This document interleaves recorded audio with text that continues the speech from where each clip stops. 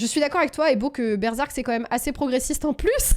Je suis extrêmement d'accord avec ça. C'est à la fois male gaze et ultra progressiste, surtout quand tu penses que c'est dans les années 90. C'est pour ça que j'adore Berserk. Premier tome, j'ai lu des scènes qui vont me marquer à vie et j'étais en mode, c'est hyper intéressant. Mais ça veut pas dire que, pour autant, c'est pas un regard masculin avant tout et qu'il y a pas des problèmes, tu vois. On peut être les deux en même temps. On peut être hyper progressiste sur certains points et sur d'autres être à côté de la plaque pour une féministe. Et c'est ok, en fait. C'est ok.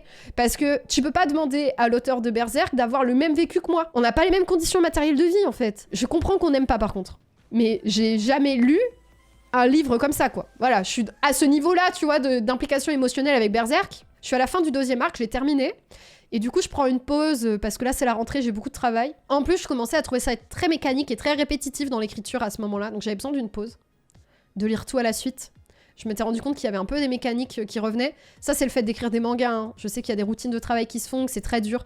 Donc voilà, donc j'ai conscience de ça, mais j'ai eu un peu cette impression-là. Du coup, je prends une pause. Je lis toujours un livre, en fait, avant de dormir. Alors, lire Berserk avant de dormir, tu fais des cauchemars, par contre, hein.